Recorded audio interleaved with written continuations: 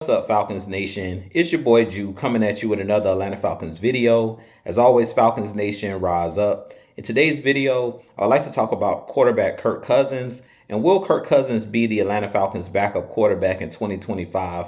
But if you're new to the channel, please hit that subscribe button, hit that notification bell so you know when I've done Atlanta Falcons content or NFL content. If you'd like to follow your boy on Twitter and Instagram, you can follow me at Jew Talk Sports. And if you'd like to donate to my channel, you can donate to my Cash App, which is the $ Jew Talk Sports. If you'd like to be a part of my Jew Talk Sports membership, you can hit that join tab here on the channel as well. But with that being said, let's jump right into the video.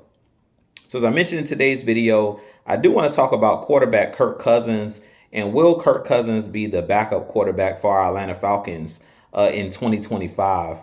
And this week so far, we know right now the NFL Combine is going on in Indianapolis, Indiana. And recently, they talked to Raheem Morris. They talked to our GM, Terry Fontenot. And both of those guys are lockstep as far as when it comes to Kirk Cousins. They have solidified Michael Penix Jr. as the starting quarterback moving forward for our Atlanta Falcons. But when it comes to Kirk Cousins, Terry Fontenot and Raheem Morris, they have repeatedly stated that we're willing to have Kirk Cousins as our backup in 2025. And personally, I could really see the Atlanta Falcons moving forward with Kirk Cousins as the backup quarterback. Being that if we were to move Kirk Cousins, I believe it'll be like a $65 million cap hit if we decide to just release him. I really don't see the Falcons wanting to eat that cap money. And personally, I really feel like there's more benefits in keeping Kirk Cousins on this roster than moving him as far as releasing him from this team or possibly trading him. Now, when it comes to trading Kirk Cousins, I really feel like the Falcons are not going to be able to get much value back in a trade, being that teams know that we have that huge cap hit if we release him. And we will have to eat a large portion of the contract, even if he's traded. I really don't see any of these NFL teams, even the quarterback needy teams, giving up a high draft pick for Kirk Cousins. And the date that I'm really watching when it comes to this whole Kirk Cousins situation is March 17th. That's the date where if he's not released by the Falcons or traded, he's due to make a $10 million bonus in Kirk Cousins. So I really watching that date. That's the key date to watch. If he's still here with our Falcons after March 17th and he gets that $10 million bonus, I really feel like he will be the backup quarterback to Michael Penix Jr. In 2025. Now, the benefit in keeping Kirk Cousins here on this roster is for, God forbid, knock on wood, if Michael Penix Jr. were to go down with a serious injury next season, you have a guy that knows Zach Robinson's system. He's familiar with throwing the ball to the Moonies, the Drake Londons, the Ray McLeods, the Kyle Pitts. He already has the relationship with the offensive line, and he's familiar with the offensive language and things of that nature. And they've played a lot of games of football, meaning last season, together. So the chemistry part of things would still be set.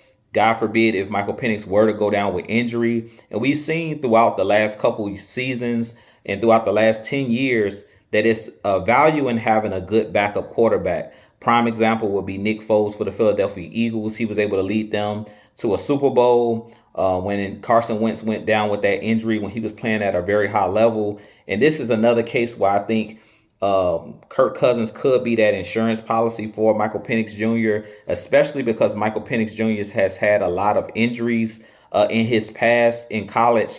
He's had some serious knee injuries and things of that nature, a lot of injuries to his lower extremities. So having a guy in Kirk Cousins on the roster, I really feel like could be a bonus more than it could be a negative. I know a lot of people mentioned that the media and things of that nature could affect Michael Penix Jr. With him possibly having to look over his shoulder with Kirk Cousins being his backup. But personally, I don't think that Michael Penix is worried about Kirk Cousins because he's been endorsed by our head coach. The only way that I could see Michael Penix Jr. being benched for Kirk Cousins if, for God forbid, he were to have a serious injury. But I really feel like the bonus in keeping Kirk Cousins here is we know that Kirk Cousins is the ultimate professional. We seen it last year, even after being benched and not playing well. He was right there with Michael Penix Jr. He states that they both live in the same neighborhood.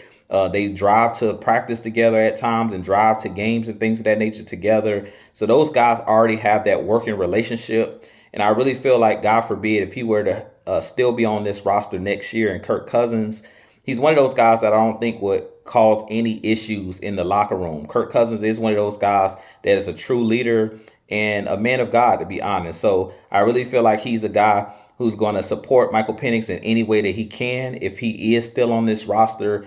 And like I mentioned, you always want to have good backups. You never know, in the game of football, all it takes is one play, that could interrupt your season or interrupt your career. So I definitely think that there's some benefits in having Kirk Cousins here with the Atlanta Falcons next season, and being that trading him or releasing him would do more harm, I think, than good, because even if you were to trade him, you're still going to have to go out there and find a backup quarterback behind Michael Penix Jr. if you were to trade a Kirk Cousins or release Kirk Cousins. So at this point, I really feel like having him on the roster is the best move for the Atlanta Falcons currently, unless someone or one of these franchises is willing to give up some draft capital. If you're able to get some draft capital, at that point, it's worth moving him. But at this point, I really don't think that there's going to be a lot of teams lining up to go after Kirk Cousins due to his age, due to the way that his body kind of broke down last season.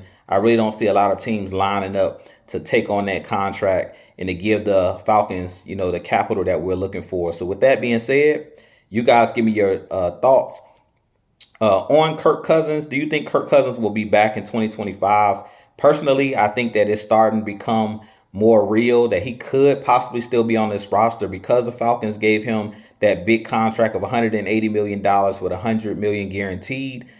I feel like that's a big insurance policy and a good insurance policy to have, similar to what Michael Penix did in backing Kirk Cousins last year. If he were to get injured, I feel like maybe in this instance, Kirk Cousins may be able to return the favor and be that insurance policy for the Falcons when moving forward. God forbid if something were to happen to Michael Penix, you know that you have a well-able, quarterback that can come in, that's played at a high level, and that has that chemistry with some of the players that's already on the roster. So with that being said, I have a lot more content coming for you guys. As always, Falcons Nation, rise up, be blessed, peace.